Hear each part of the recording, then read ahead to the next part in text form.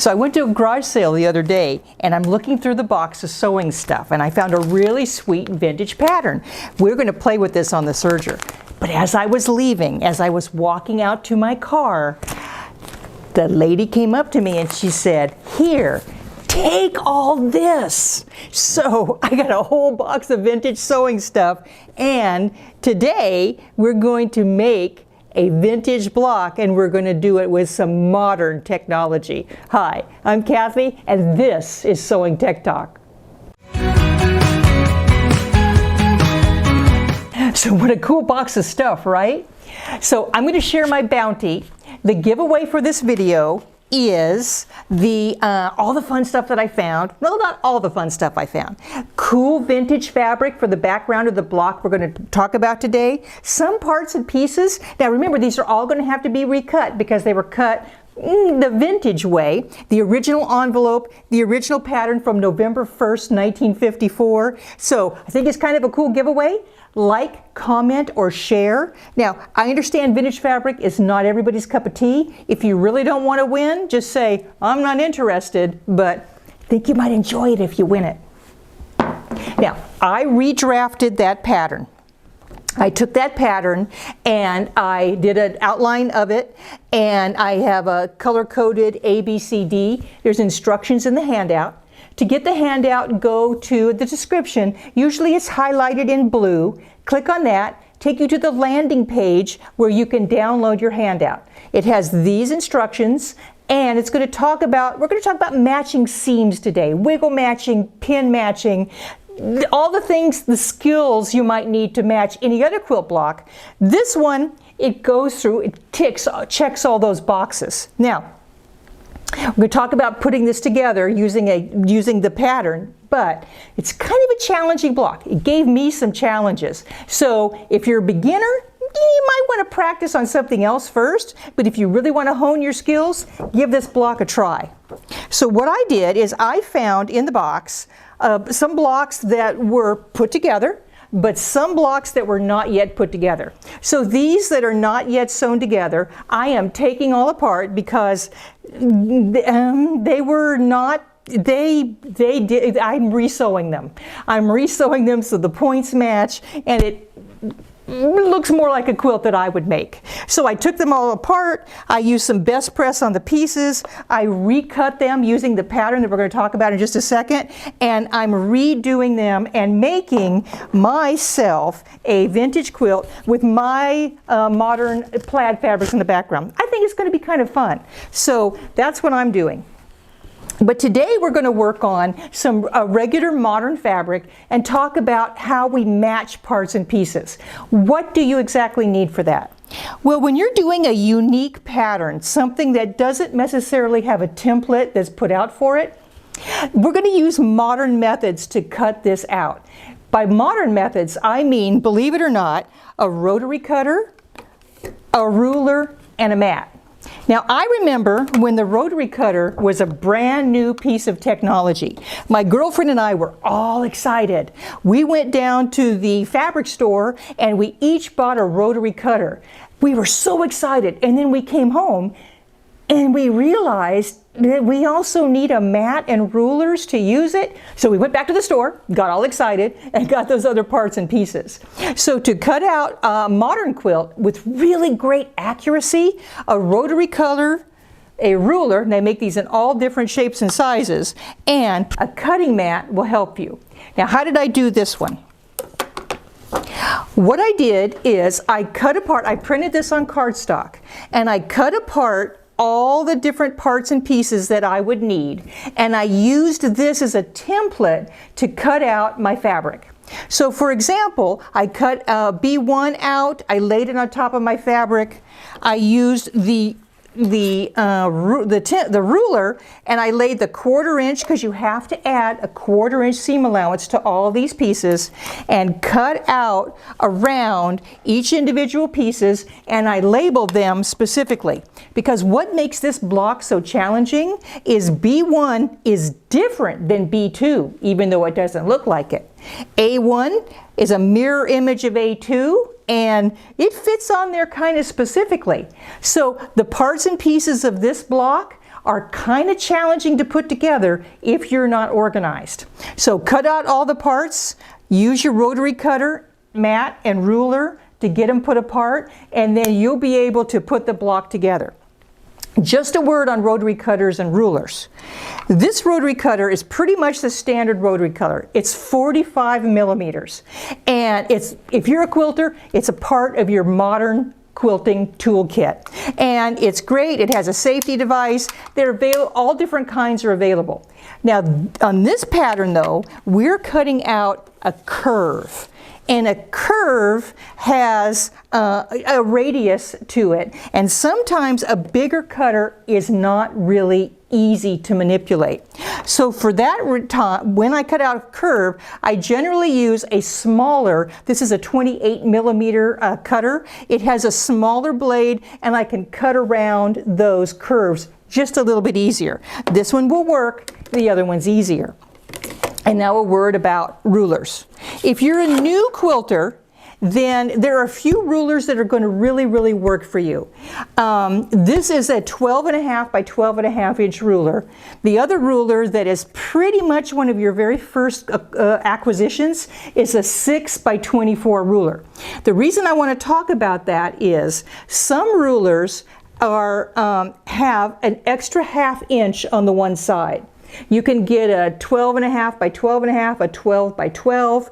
You can get a 6.5 by 24 or a 6 by 24. Hope that doesn't sound confusing. The reason I want to talk about that is this extra little bit on the side is that extra ½ inch. When you're cutting whole numbers, sometimes you have to rotate the ruler to make sure you're not cutting off of this end with a ½ inch. If that would frustrate you, get one that ends up in the whole numbers. I like the 12.5 by 12.5 because for most quilt blocks, you have that extra ½ inch, which is the seam allowance all the way around, and then this ruler works perfectly. If it was 12 by 12, you wouldn't have that extra ½ inch. So it's hard to square up a 12-inch block if you don't have a 12.5 inch ruler. So having said that, what I'm going to do is I'm going to put all this away. We're going to come back and we're going to start to sew my modern version of that block together and talk about how we match seams for perfectly placed points. Here's a hint. It was hard back then. It's a little bit easier now. So now let's set ourselves up for success. I'm going to be sewing today on the beautiful Baby Lock Accomplish. It's a straight stitch machine and we're doing straight stitches today. Now this machine is a straight stitch. So the needle plate for this has a tiny little hole because that's all it needs to have. So it's called a single needle hole plate. If your machine is a zigzag machine, then you have a single needle hole plate, I would put it on. Because we're talking about putting triangles together, sometimes those tips get pulled down into that wide opening for the zigzag plate. So a single needle hole plate is excellent. Baby Lock Accomplish already has it. So now on the other thing I want to do on the Accomplish is it has what's called a pin feed. And it in the feed dogs, it comes up with a little pin right in the seam line and it pulls that fabric through. So for precision sewing, that's what we're doing today. It pulls everything through straight and even. If I'm going at high speed, I'm probably not on this block, but still it keeps things straight and even. I put on my 1/4 inch foot and I have a really nice seam guide on the Baby Lock Accomplish. So I have that, the 1/4 inch foot, single needle hole plate. I pressed all my fabric before I cut it out with Best Press 2. It kind of gives that fabric a little bit of body so that when you're manipulating the fabric, it's not floppy and it's easier to manipulate. So press with the Best Press 2 before you cut it out and you'll be happier with the results. I have a little iron so I can press in between seams when I'm stitching because pressing is almost as important as sewing because you want everything to be nice and flat when we're trying to match stuff together. So that's how I set it up. The one other thing that I have is I have this inexpensive little typing document holder and you can get them anywhere and it holds my instructions right there so I can easily see them as I'm going. Because like I said, on this pattern, some of the pieces, they're a little bit different. So it helps me, I can match stuff up and see where I'm going. It's kind of like a map to the kingdom. So I'm going to put this aside and let's talk about putting things together. So here's my modern version of that block right there. A little bit brighter colors. And I'm going to talk about putting some of the pieces together. Now the very first pieces we put together is A1 and B1, and they go together just like this. Now the important part of this part of putting it together is I cut this piece out using a 1/4 inch all the way around, and you'll notice that this tip sticks out beyond the other fabric piece. Sometimes when you're putting triangles together, that tip is going to stick out. And that makes it accurate. I like to call it X marks the spot. So when where the fabric overlaps, or when this raw edge meets that raw edge, generally it forms an X. And that's where your 1/4 inch can stop and start. So when putting triangles together, look for X marks the spot. Remember, in your handout, I talk about all this kind of stuff. So when I put these two pieces together, I'm ready to sew. I'm going to look at my thing. Yes, that looks just right. And it's going to overlap right about a 1/4 inch in. I'm going to set up my seam guide so that, put that thread underneath there, so that it has a perfect 1/4 inch. On this machine, there's a groove. So I love this seam guide because I can set it down and the fabric can't go to the right of that. So it's a sweet way to get a perfect 1/4 inch seam. So let's sew these pieces together and then we'll move on to the next matching part.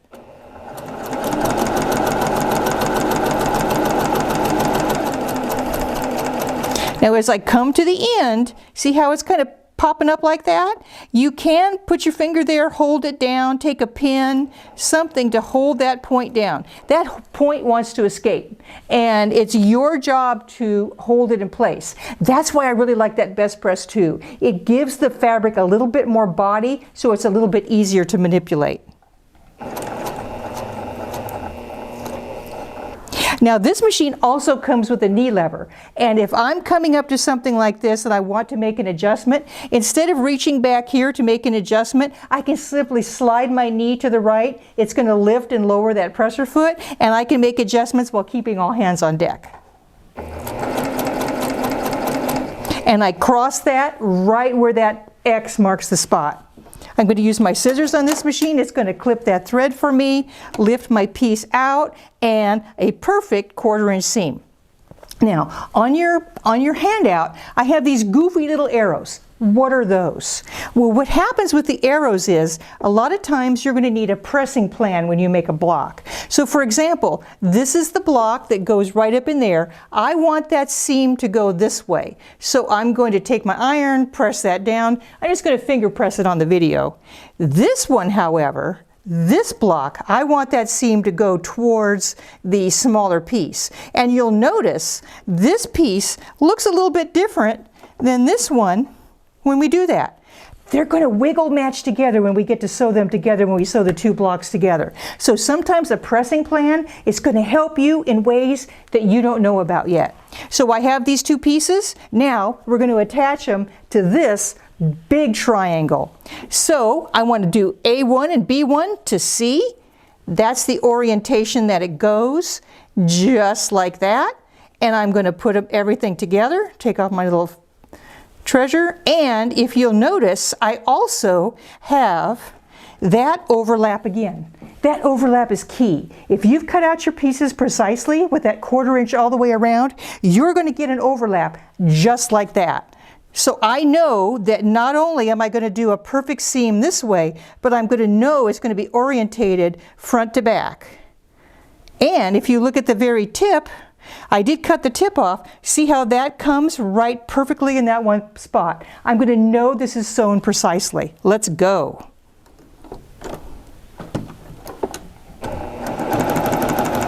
Now I'm going to check that my seam is down. Raw edges together. Use my scissors when I'm finished, and boom, I have the perfect seam. So I'm going to sew these pieces together, and when we come back, we're going to do a pin match, and a curved seam. Don't be scared, it's going to be easy. Okay, so I put those all together. Now, when you're putting these two pieces together, and check on any quilt block that you're putting together, what I can do is I can kind of assembly line sew them. And once you get the orientation going, for this block you need 4 of each unit. And so once you get the one going, everything matches after that. But don't do like I did. I call this the midnight special. I got a little cocky and I sewed these together. Nice 1/4 inch seams, perfectly pressed. Wrong. See how they're supposed to be? And I have them completely upside down and backwards, so I have to visit the seam ripper for these. So now I've put down the pieces on either side, and I hope you can see that X truly marks the spot when the seams cross. So when you're dealing with triangles, there's a lot of X's. So this, when I sew the two together, there's like an X that forms with those two seams. That's the point of the triangle. And this point right here should be ideally about a 1/4 inch in. So when I'm sewing, I want to make sure that I stitch just a little bit to the inside towards the edge of that point. That means when I fold the fabric open and I press it open, that turn of the fabric doesn't bury that point. So you don't sew right on the X, just a little bit outside of it. Now let's sew together that curved piece. I want to put this piece, this point, right to the center part of my curved piece. So what I've done is I folded it and I found that exact spot, which is that right there on the diagram. I want to match these two together. So I'm going to do what's called a pin match. So I'm going to take this pin and I'm going to put it through the seam, right where I want it to sew, and I'm going to put it through this piece, right where I want it to sew. That's going to be a 1/4 inch in from the center. And I'm going to put that pin in, and I'm literally going to pinch it so it's literally together. Now, I'm not going to pin with that pin. I'm not going to scoop it around and pin it, because that's going to sort everything out of the place. So I'm going to take this center pin out, now that I pin this, and I'm going to pin on either side of it. Ideally, I could pin on both sides. So once I get that one pin in, make sure everything's nice and flat, take my other pin and put it to the other side. Now, I don't have a pin going through the center point, but that's okay. Everything's been orientated so it stays. Now for a curved seam, there are those of you out there, and I bow to you, I honor you. Some people can sew a curved seam with very few pins. That's not my skill set. Ideally, and most commonly, when you sew a curved seam together, you have this goofy action going. You have this convex piece and this concave piece. Well, these two have to meet. Some people can do it so that it just naturally happens. I can't, so I pin. Now, most times you sew with this part on the bottom, and because that's the part that's going to lie flat, and you're moving this piece to fit in there. However, I don't want to do that because I want to go through X marks the spot. So I'm going to sew with that one piece on the bottom. So let's grab a couple pins and let's pin this together. I'm going to match the outside edges. And if you remember, these outside triangles out here, X marks the spot. So I'm going to put that through there and a 1/4 inch in all the way around. That's exactly going to hit so that I have those compass points right out there. Let's do it on this side. I want to put it even to that raw edge of the outside of the block. And I'm going to put my pin through here. And I know I'm going to hit a 1/4 inch in. Oops, got to get it straight. Got to get it in there so that it works. Now I have all this fullness. What I do is I take a couple extra pins. I put a couple extra here. And then as I sew, what I'm going to do is I'm going to make sure that I keep a 1/4 inch using my Great Seam Guide. So line it up. Line it up. I'm going to use, 6 pins? Now, like I said, there's people out there that don't have to pin. Good for you. But I find that if I don't pin, I'm ripping things out, and to me that takes a heck of a lot more time than the process I'm doing right now. Now on the Baby Lock Accomplish, I have the pin feed. And what the pin feed's going to do is it's going to help me keep everything going straight and even. I also have this really awesome seam guide. So when I bring everything up and I'm getting ready to sew, what I'm going to do is I'm going to raise my presser foot and I'm going to raise my seam guide. Put it right in there where I need to be, and I'm going to take out that pin. Notice how I can lift up the seam guide to get exactly where I need to do to work, and put that seam guide right straight back in. Now I'm going to sew this curved edge, and I'm going to manipulate it a little bit to make sure that my raw edges stay even. It's a little bit of work, but with any luck, I think I can do it.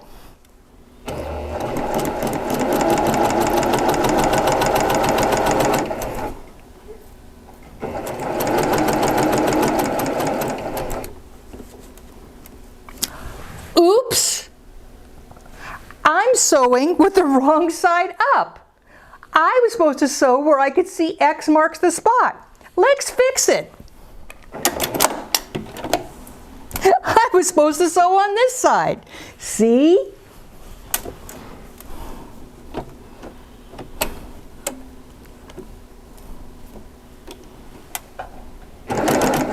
Good thing I noticed.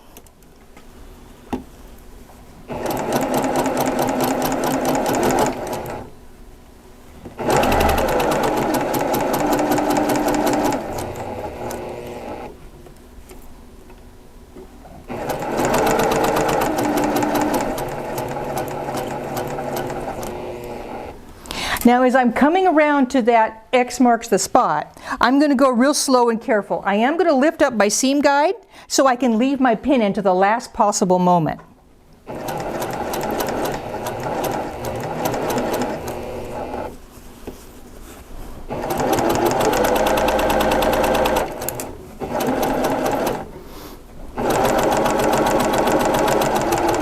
And with that seam guide, I matched it perfectly to my previous stitching. Let's see how it turned out. Oh my goodness, really nice. And my point's pretty good too, pretty neat, right? Now we're going to put the two side blocks together, and that's where we get to wiggle match. So we're going to put this one next to this. Let's bring these together, and we're going to line up our edges. It's pretty easy to do when it's square. I got tons of pins here. And let's see what this wiggle match looks like. When I'm here, one is going one way and one is going the other way. So when I come in, I can put these two together. And why it's called wiggle match is I literally can feel with my fingers, and I know that those two are right next to each other. If they're apart, I feel a lump, a gap. And if they're overlapping, I feel a lump. So I feel that's good. I keep my fingers there, put the pin in, and I'm good to go. Now down here, I need to do kind of a wiggle match and kind of a pin match at the same time. So I can take my pin, put it through that one spot, put it through the other spot. You should be pretty good with pin matching by now. Do I use this pin to scoop? I hold it and put a pin on either side.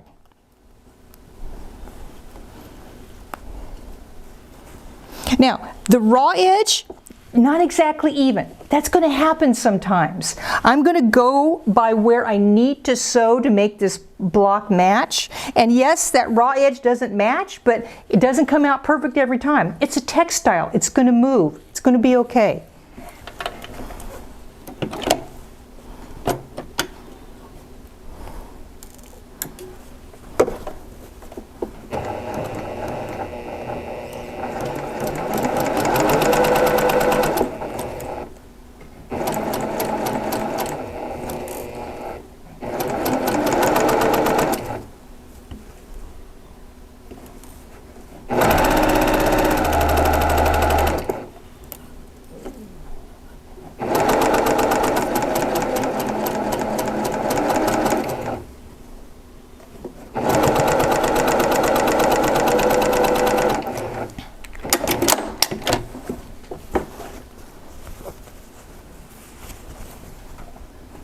voila, points.